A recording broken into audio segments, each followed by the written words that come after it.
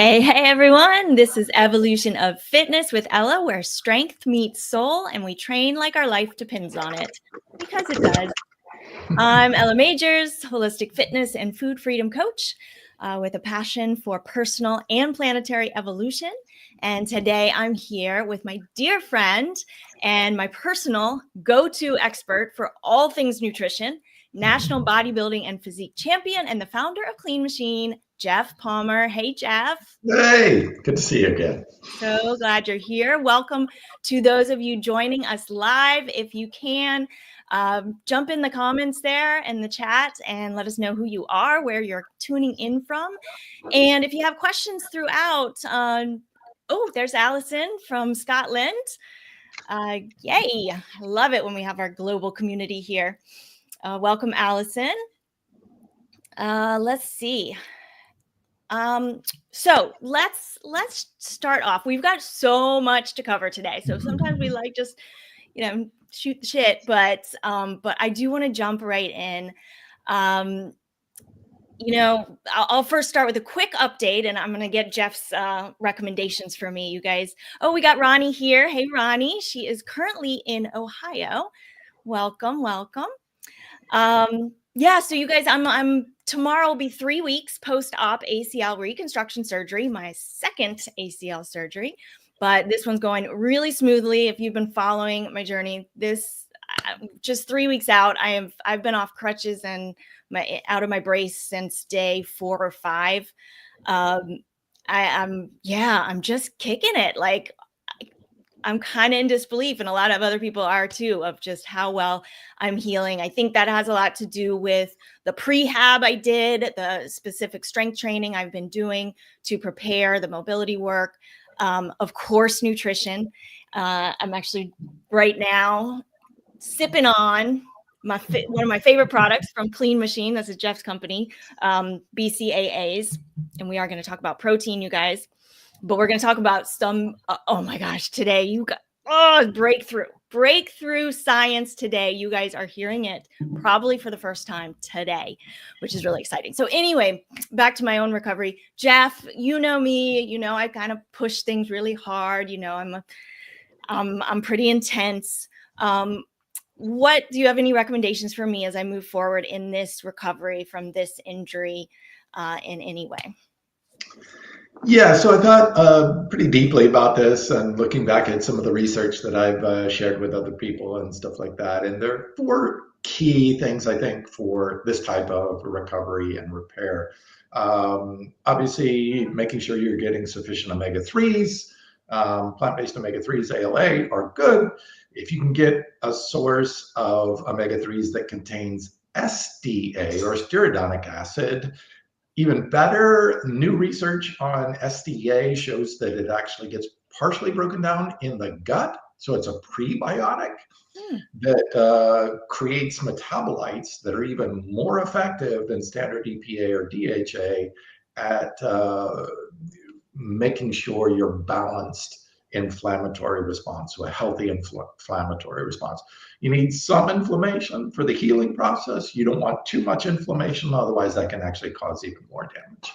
Oh my God, that just reminds me, I have to cut in here because I know I've said this on this show. I was like, I don't quite understand the whole principle behind icing, because if we're looking at our bodies as these smart machines, right? And it's in our bodies create inflammation as part of the healing process. My whole thing was like, why are we fighting that? Why are we battling that swelling so much? And I swear, I talked to orthopedic surgeons, I talked to physical therapists, and I could not get a straight answer. And everyone I talked to was like, well, yeah, I kind of hear your point. I don't get it either. And of course I go to Geoff and he comes back with the first answer that's made sense. So can you share that? Because I think, so many people have injuries. I know Allison's dealing with injury. Ronnie's dealing with injuries. I know these people, we've all got injuries. And this is a really interesting question, I think.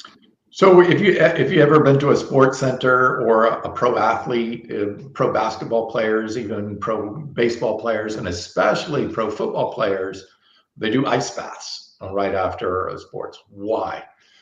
Okay, there are little tiny proteins inside of every single cell on the planet. They're called heat shock proteins, and there's a comparative one called cold shock proteins. And they are adaptogenic proteins that respond to stress, heat, cold, pressure, toxins, or physical damage like an exercise. When we have that damage, they accelerate the healing process by accelerating the way the proteins are folded so they can be applied to the healing faster. So that cold shock stimulates heat shock proteins, which then allow more proteins to be actually applied to where the damage is at. That's why cold is so good. The inflammation, minor part of that. Actually, the cold shock proteins, or if you're using heat for the same purpose, heat shock proteins. I actually wrote an entire book, the first book from a sports nutrition point of view on heat shock proteins. So it's a category. Got it. And you guys, I'm putting Geoff's bio as well in the description. I didn't say it, but he's, yes, extensive background. We'll get to that in a moment. Okay, so back to, was there more? I interrupted you with that. No, it's basically a way to intracellular accelerate the healing process. And that's pretty much what we want to do, whether we're strenuously exercising, which you were, or have damage, serious damage to the tissues, which most people get injuries doing high activity levels. So. Okay. All right. So then you were talking about ALA, and this is, gosh, oh my gosh, we just got so much covered because most people believe, and we're not going to get into this today, but DHA and EPA are the preferred omega-3s, and which is an argument people use why you can't get those from plants. Proven false now. You've got extensive research around why ALA and why your company sells ahi flour as the ALA supplement. And that's what I've been using for years. So now, so anyway, so ALA you said is helpful. What else? Okay, obviously protein, and as an athlete, because we. Yes, that's right. Yeah, no, I was waiting. Because we use and stress our proteins, our muscle tissue, much more, we do require more protein and able to synthesize and repair and heal that. Obviously, when there's damage on top of that, you're highly, highly active. I mean, highly active for most of the athletes that I know. So your requirements for protein are even greater.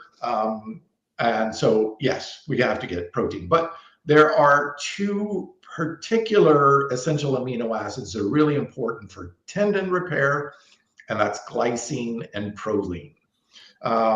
Now, soy and beans are probably the richest source in the plant kingdom for glycine and proline. And why? Because glycine and proline make up collagen, and that's basically the main protein in tendons.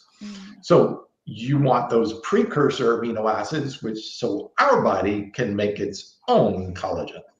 But the richest source of glycine and proline is not actually plant. It's mushrooms and mycelium. Which is what? So, yes. So mycelium are the root structure. Most people aren't eating mycelium on a daily basis, but you can definitely get mushrooms in the grocery store and increase your uptake on mushrooms. The third piece of that puzzle, getting the building blocks so our body can make the collagen. The second piece is vitamin C.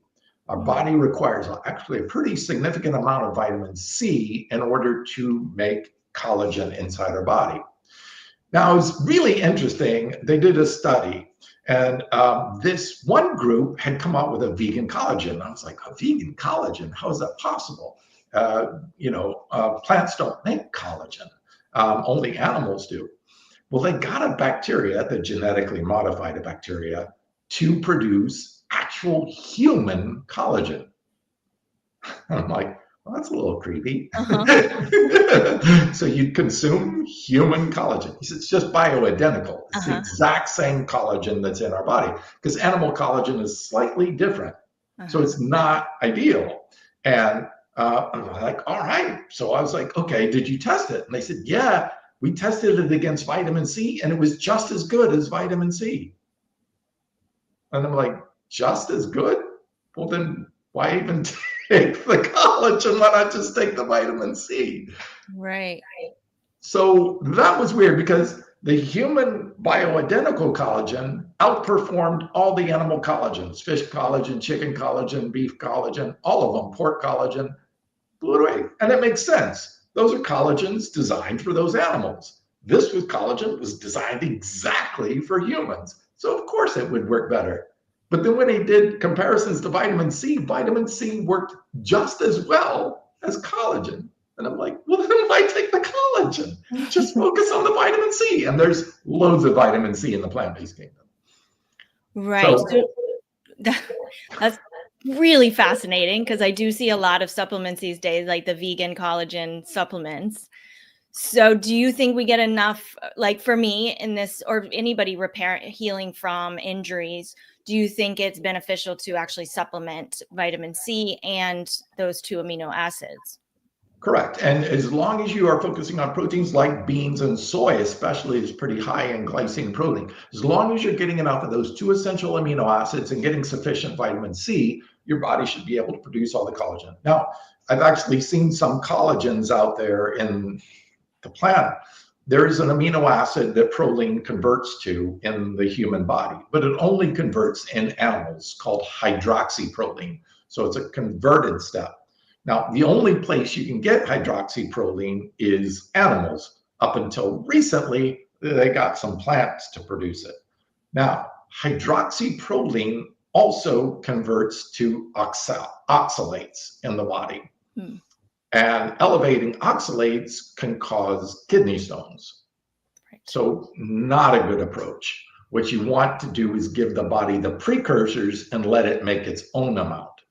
Because if you're putting in excess animal collagen or animal hydroxyproline, or even plant source, this new plant source hydroxyproline, you're putting your body at overload risk, producing more. And then what it does is convert that to oxalate, and then you're putting yourself at risk for kidney stones. So I don't like that approach at all, whether plant-based or animal-based.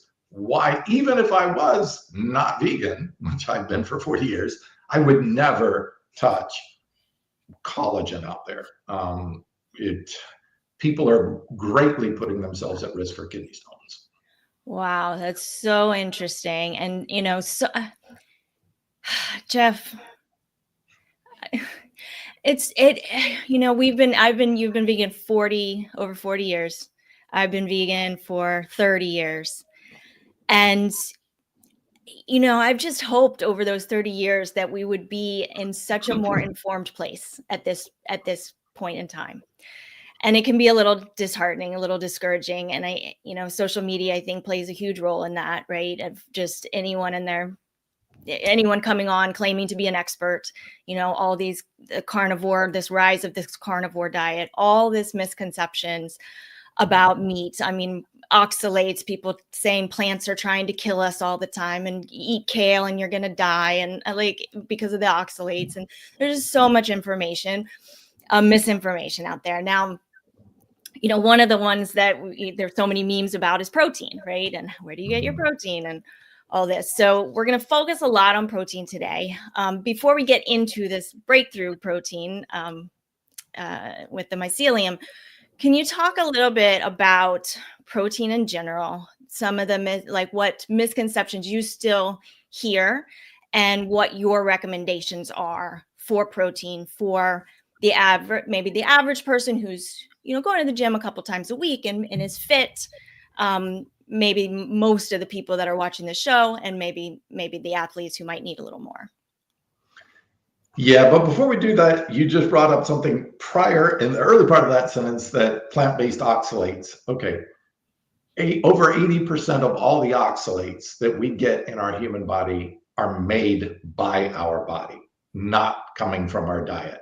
Plant-based oxalates account for less than 17% of the total intake. Now, when you eat a plant-based oxalate, it actually feeds bacteria that degrade that oxalate, and they grow and populate. Now, when they don't have a food source coming in from the gut, they actually pull oxalates out of the body and degrade them, break them up so they're not harmful to us. So when you go on a carnivore diet, those bacteria feed on fiber and dietary oxalates. Now you've removed all the plant-based oxalates and they have nothing to eat and they can get wiped out completely. Now you've just taken away your body's ability to pull oxalates out of your body. Now oxalates start to build up on the inside of your body because your body's naturally producing them. And you get what carnivores call oxalate dumping, where this heavy load of oxalates has nowhere to go. There's no oxalate eating bacteria in their gut because they wiped them out by not eating plants. And now the body actually has to shove these maximum amount of oxalates. It causes your pee to come on fire, like you're burning pee. Your painful poops, your joints start feeling like they're in fire and inflamed. It's horrible. I don't know why anybody in their right mind would go through this process. The sad thing is when they reintroduce it, their body can't even tolerate the dietary oxalates anymore, and they can projectile vomit or have diarrhea. It's just awful. So plant-based oxalates are in small amounts to feed the oxalate eating bacteria so that they continue to pull oxalates out of our bodies because we're producing them all day long. 80% of the oxalates are being produced inside of our bodies. It's not coming from our diet. Our diet is helping us get rid of oxalates. They've got it so backwards. Oh my God, they do not understand the harmony of our microbiome trying to assist us in our own body's natural processes of getting rid of our waste for us. All they ask is that you just feed us a little bit of plant oxalates every once in a while. We're good. We're happy. We'll keep growing. Wow. Wow. And I am never even, every time I speak with you, I learn something new. This is mind blowing. It's mind blowing. And that these carnivore people are suffering through this experience thinking, oh, it's got to pass. No, your body is still producing oxalates. And because they're consuming collagen and this hydroxyproline, they're producing even more oxalates than somebody who's eating a normal diet. So they're going to get it worse and it's going to last forever. Wow. Wow. Yeah. Okay. Back to the protein thing. Okay. So I was just on a protein lecture. Some of the top people in the protein field, and I was like, oh, okay, well, they'll obviously know about this. And then, of course, this thing came up with vegan proteins are incomplete proteins. And I'm like, oh my God, these are people with PhDs saying this? This is so terribly sad. There are no plant proteins that are incomplete, not one. Every single essential amino acid is either made by plants or made by microbes. Animals do not and cannot make essential amino acids. It's impossible. That's why they're called essential, because it's essential for us to get us outside of our bodies through our diet. Plants make all the essential amino acids. Every single protein in the world is built off of essential amino acids that originate in plants or microbes. Period. Not one of them originated in animals. So where did we get this idea that animals are a source of protein? They're not the source. The source is plants. All of it. I'm like, okay. They're the middle person. When you go into a grocery store, what do you call the section with all the plants in it? The produce section.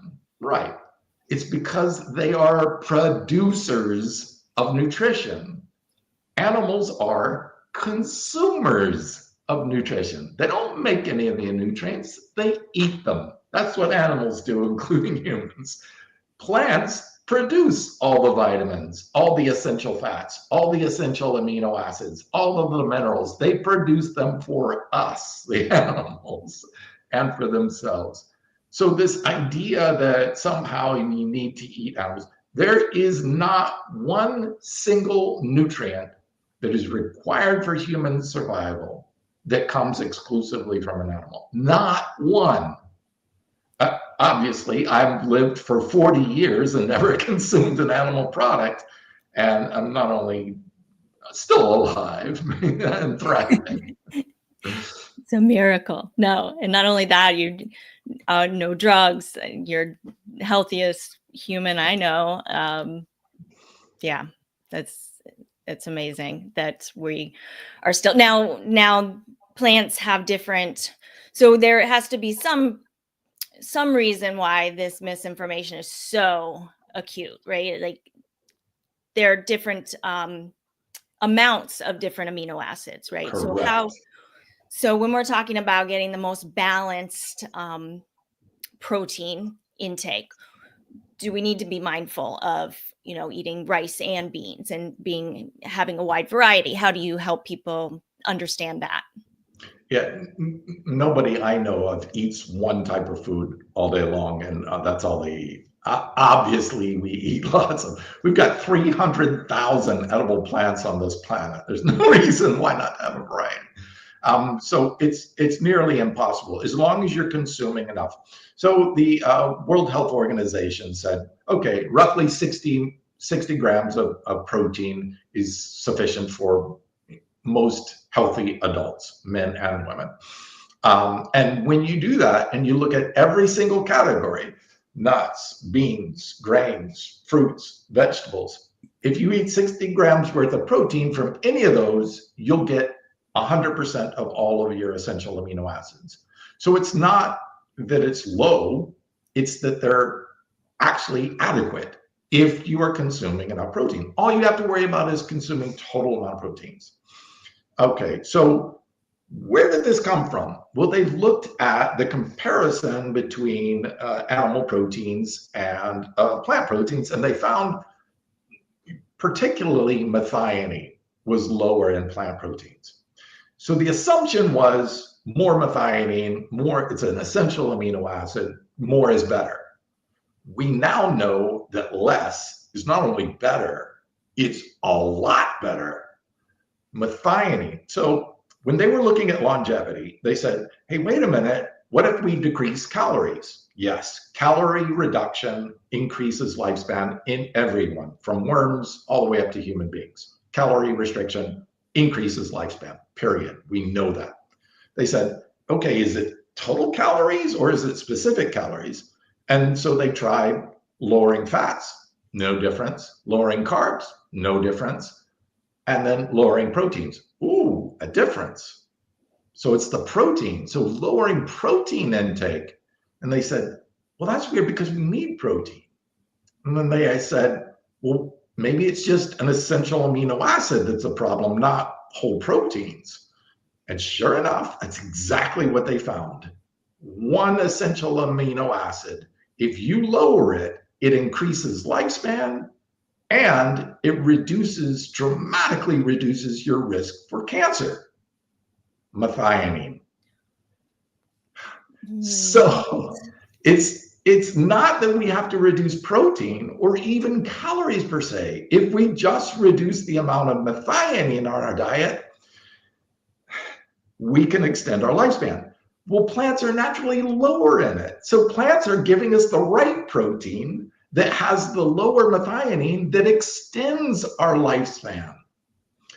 Now, why is this? Methionine is a growth initiator. So as human adults, we don't need to grow anymore. We're good. We're done growing. Excess growth stimulators like methionine can cause unhealthy cells, aberrant cells, cancer cells to start growing uncontrollably. We now know in science, we call this the Hoffman effect. When you give cancers methionine, they metastasize, they spread. This is what causes cancer death in humans. So they took every single type of cancer, put it in a petri dish, and gave it all the amino acids except methionine, and 100% of them perished. That's right. Through methionine restriction, you can starve cancer cells out of your body. That's exactly what a plant-based diet does. It is less methionine than any other animal proteins out there, which are all high in methionine. Eggs and fish are the worst. They're the highest in methionine of all the animal proteins. Geoff, I am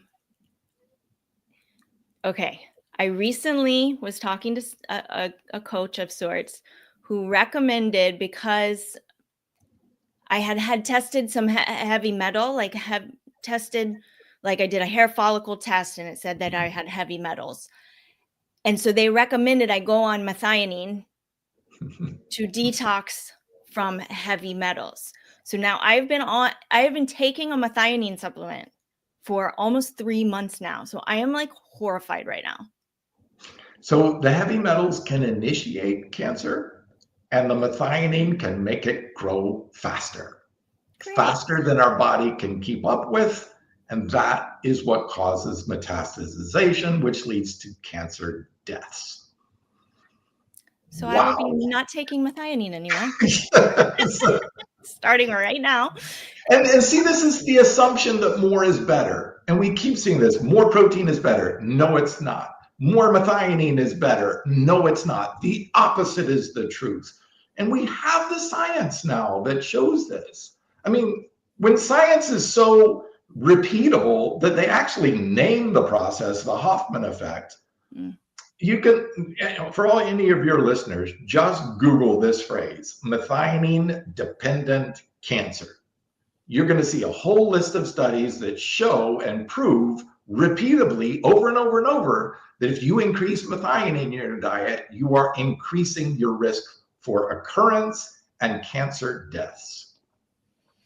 And you can extend lifespan by just reducing up to 5 years more of your lifespan just by reducing the amount of methionine in your diet. And you can do that so simply just by switching the plants.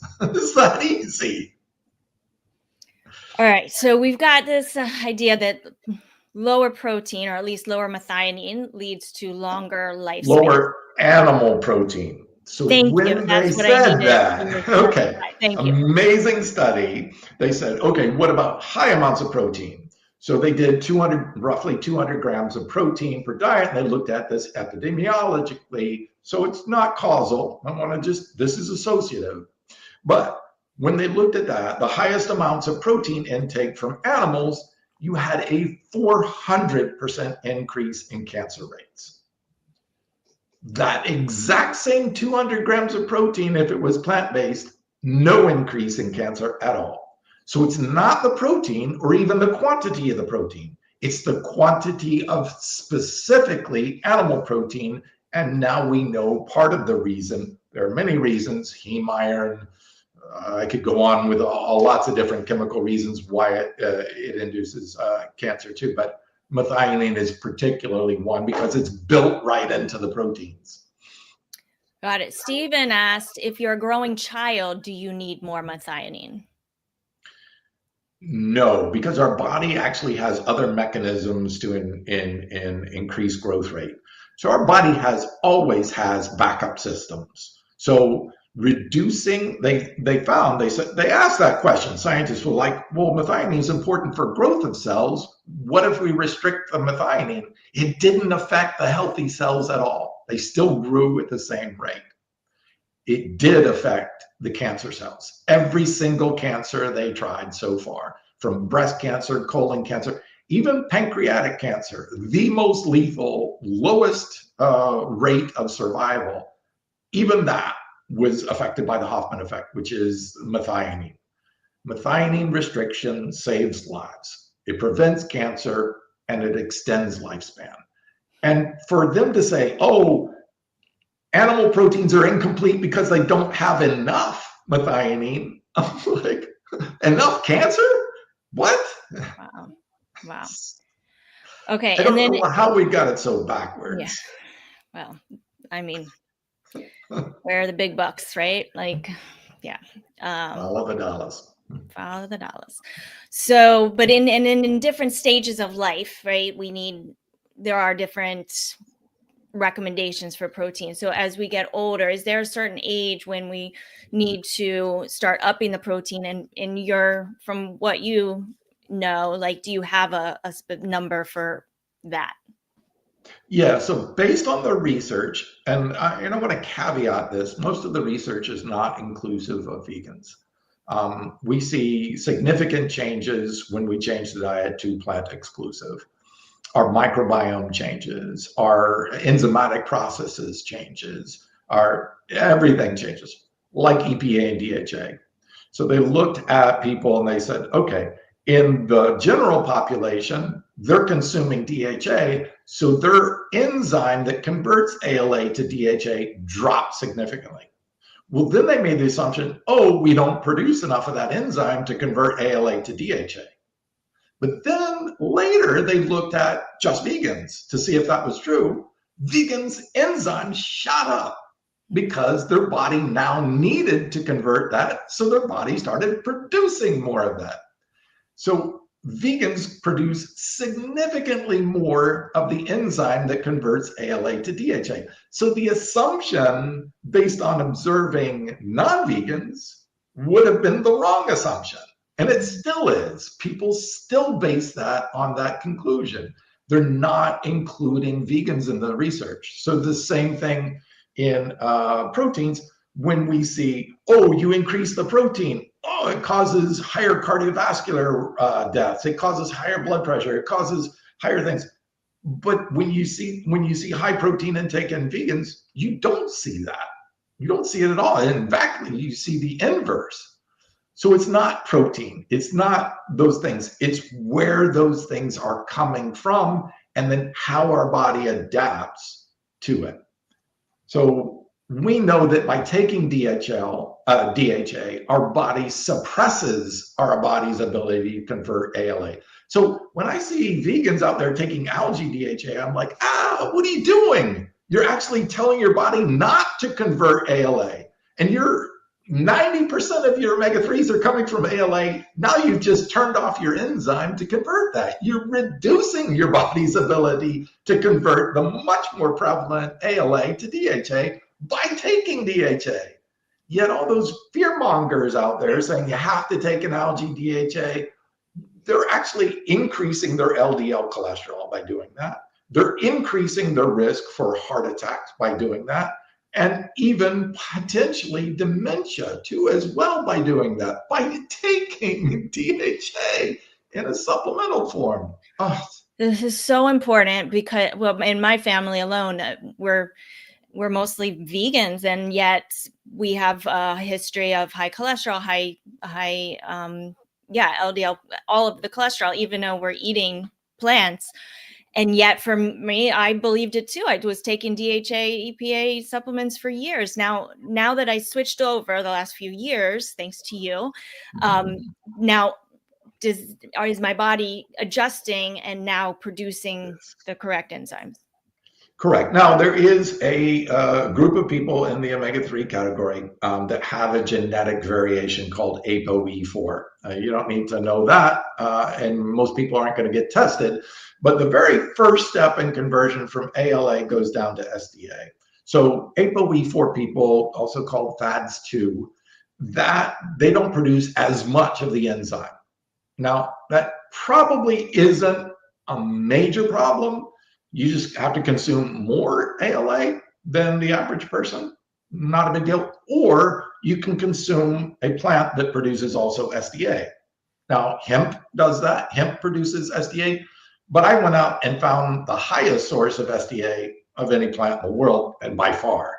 So when you compare it to flax, SDA converts to EPA and further to DHA at about 4 times the rate that flax does, which is only ALA. That's what I wanted to do. Not because more is always better, but because there's about 25 to 30% of the population has an ApoE4 gene variation. And those are at risk for not getting enough omega-3, even if they think they're getting enough omega-3. They may not be. This way, you have a universal omega-3 that'll work for everyone, no matter what your genetic makeup. That's what I wanted to achieve for people, especially those in the plant-based world. So you're talking about ahi flour? No, of course. Yes. I know that, but for people, yes. Yes. So that's what I've been using. That's what I got my family on as well. So thank you for that. Okay. All right. Are we ready to move forward? Here we go. Yes.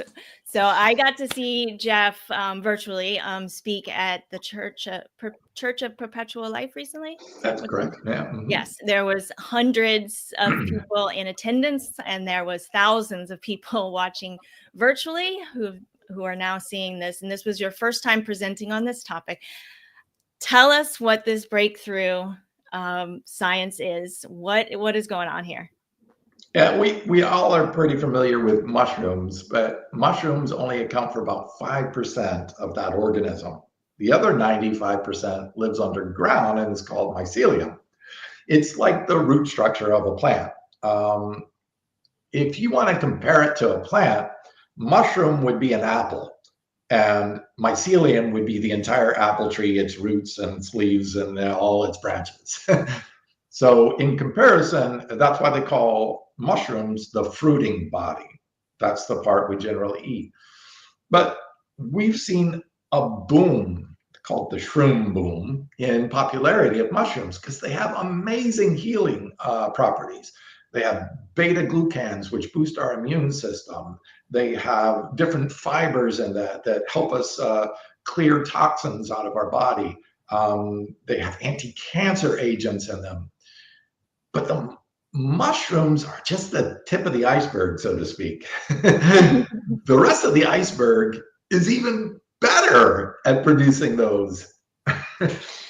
So I was working with a company that is growing mycelium for the food industry. And I was like, oh, wait a minute, you've got something incredible here. So this protein, first, mycelium can be consumed in its whole food state. So you don't have to isolate it like plant proteins. Plant proteins are isolated proteins where they strip out the fiber and a lot of the nutrients and the fats and stuff so that you get mostly protein. Mycelium is so high in protein, up to 55% protein, you can leave it in its whole food state and still get lots of protein. So you don't have to isolate it like whey protein is isolated protein from milk. Or egg protein, which is isolated protein from that. So you don't have to isolate it. So you can consume it in its whole food state. They found a mycelium that has no flavor whatsoever. And I'm like, whoa, this would make an amazing powder. So it worked, and it stirs right into water just like a whey protein. And I'm like, oh my God, what's the amino acid profile like that? The amino acid profile is richer in essential amino acids and branch chains than whole milk, whole egg, the gold standard of animal proteins, and even chicken breast. Gram for gram in its whole food state, richer than every single anabolic amino acid than the top 3 animal sources. I'm like, wow. And it's 100% digestible. It's 100% bioavailable, a perfect 1.0 PDCAS, the same as whey or egg protein. Only if you ferment proteins in the plant kingdom can you get to that level of digestibility, but then you've changed the protein completely. This is in its whole food state and it's that digestible. How has this not been like, why, how is this so new? Right. Here we are, These are the 2025. oldest organisms, right? Right. So mycelium is the largest organism on the planet. There is one mycelium, one organism that takes up over 3.5 miles underground. It's the largest. They call it the humongous fungus. They found a mycelium that has been alive for 2.2 million years. What? They tested it, and it has such regenerative capability, they said it does not have a lifespan, meaning it can live indefinitely. I'm like, okay, well, what's helping it stay alive so well? All right. We know that life extension happens when we restrict calories, right? Calorie restriction or fasting extends life. And that's true whether we do it to a single-celled organism all the way up to human beings. It works 100% of the organisms on the planet. You restrict calories. What happens, though, when you restrict calories? So we have 2 processes, mTOR, which is create proteins, and autophagy, which is break down the proteins that are broken, that are damaged, that are diseased, that are cancerous. Break those down and get them out of the cell. Just like if you make stuff and you buy stuff, if you don't throw out stuff, garbage piles up in your house. You can't do that either. You can't do that to the human body. Now, in nature, our body would go through a feast period where we build proteins, great, and then we'd go through a famine period where we're not eating, food scarcity, right? The winter time, where we break down those proteins and get the bad ones out. That extends lifespan. So calorie restriction or fasting triggers a bioamine, a particular peptide. And I know you're using some peptides, but this one particular peptide is amazing. It's called spermidine. And have you ever heard of spermidine? What a name. Yes. What a name. We got mushrooms and spermidine. Yeah, they kind of go together, I guess. Yes, definitely. Well, the mushroom is the sex organ, and spermidine is part of what has but the reason it got called that is because the scientist who discovered this peptide was looking at human sperm. And they said, why? It's a really high amount in human sperm. And why? Because spermidine protects proteins from being damaged. Well, it's really important to protect the proteins of the sperm, because if the sperm get damaged, you have a bad pregnancy. You have a deformed child. The body doesn't want that. So we shift a whole bunch of spermidine in that. Now, the second highest place, one of the higher places, is human breast milk. Why is that? Because if babies come out and they need a lot of spermidine to boost their own immune system. So that spermidine goes into their gut and boosts the baby's body's ability to produce an immune system so that it can fight off anything that it's being exposed to in this world. All right. When they studied this, they took 146 of the top anti-aging nutrients, NMN. I don't know if you've heard of that one. NAD, resveratrol, astaxanthin, polyphenols. They took 146 of the most anti-aging nutrients that they found, and they plot them on a forest graph of how much longer they extended life. And spermidine's like off the charts. They even had to make the chart larger just to include where spermidine is. Wow. Spermidine is the single most anti-aging nutrient. All right, how does it do that? When we're talking about fasting and calorie restriction, we talk about how does that trigger that.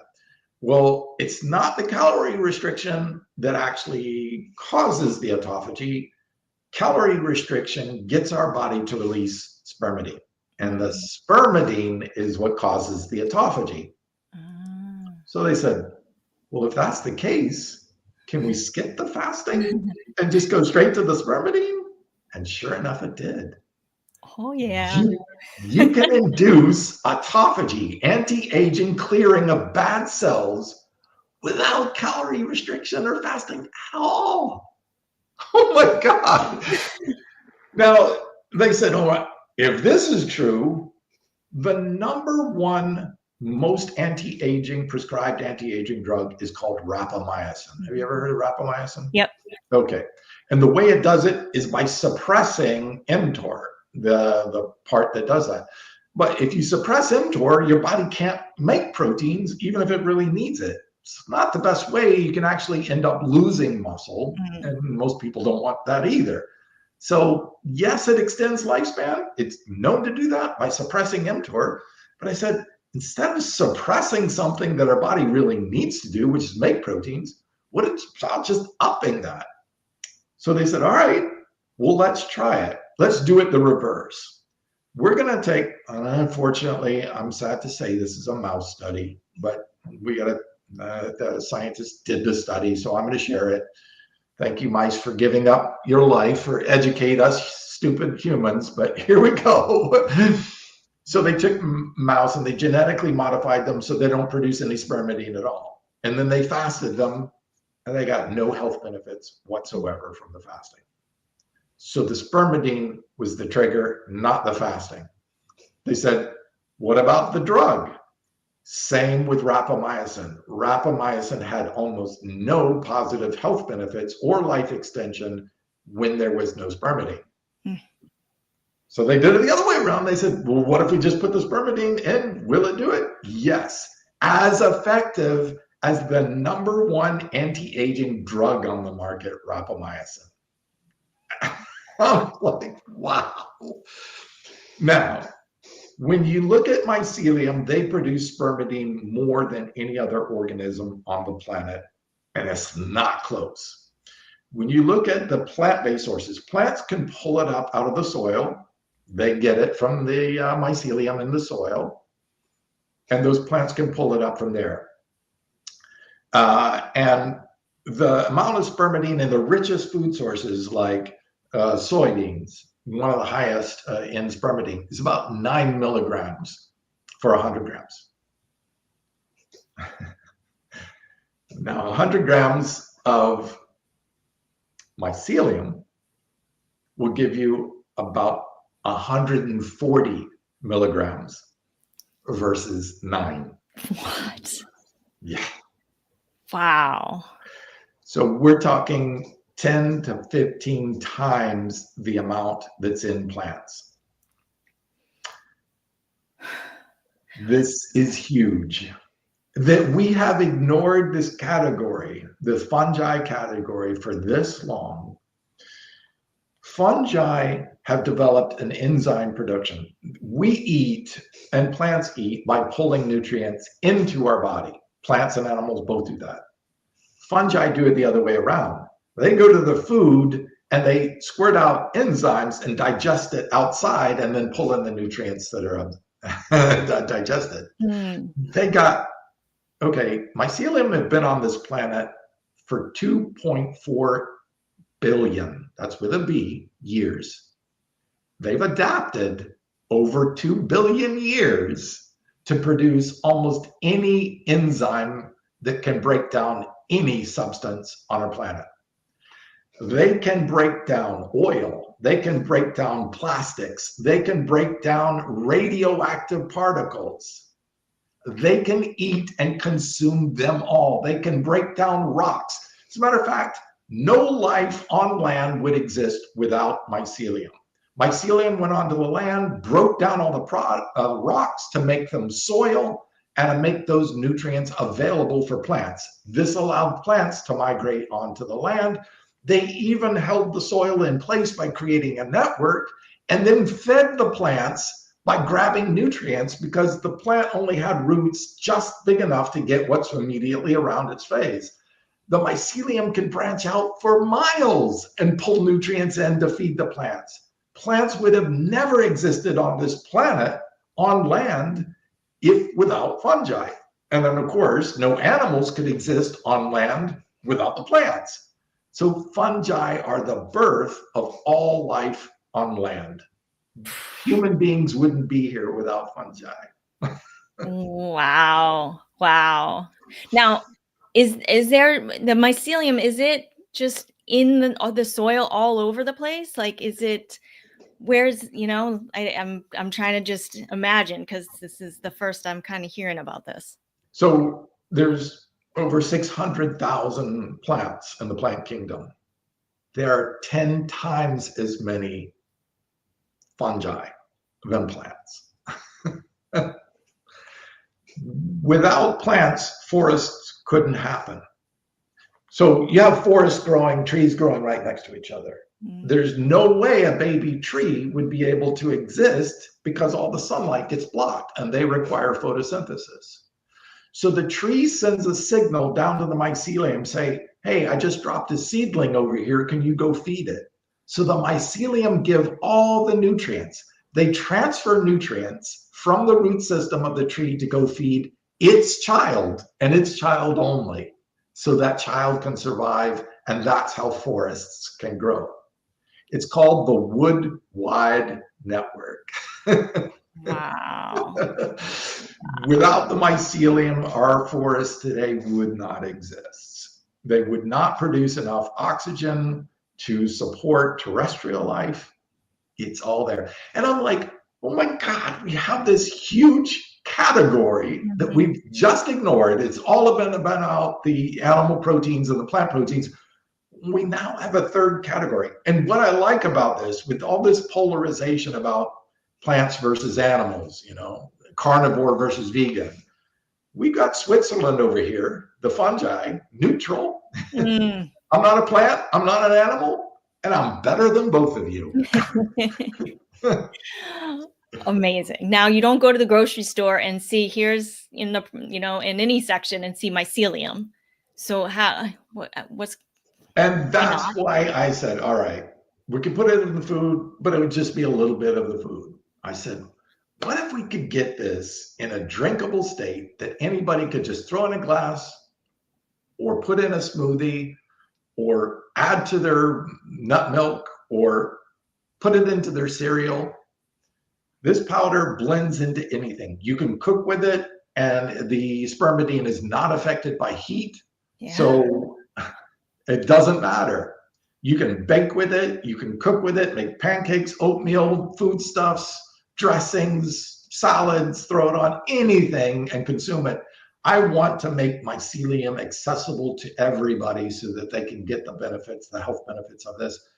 We got the exclusive, so we're going to be the first and the only company in the world to be able to produce this mycelium protein powder for everyone.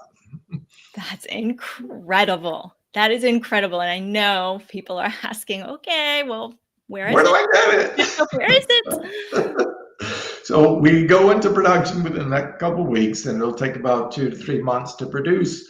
And we'll I'll come back on the show and let you know when the product is available. But it's been a lifelong, I've been looking, obviously as a vegan bodybuilder, trying to be a good representation that you don't need animals to produce, you know, to be in the best shape of your life.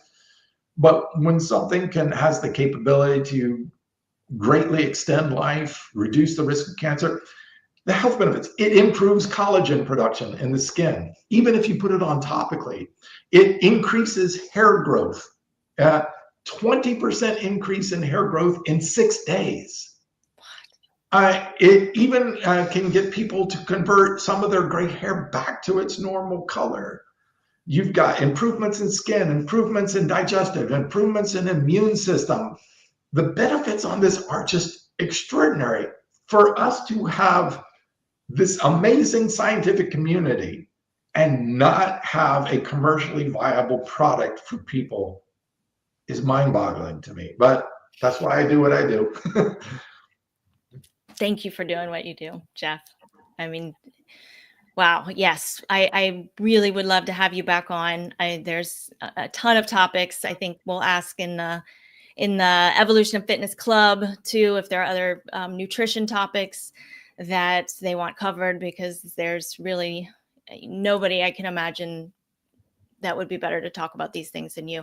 And you guys also, you guys watching Geoff's story, we didn't get into it today because I wanted to present you with this incredible information, but Geoff's got an extraordinary story that it's one of my favorite episodes of all times of any podcast I've ever created. Was back in my Vegan Life Coach podcast days when I had Geoff on, and I'm going to put that link in the show notes because I want to share that story with the world. It's extraordinary of how your life did a complete 180 and why you're here doing what you're doing today, and why you're so dedicated to making this world a better place.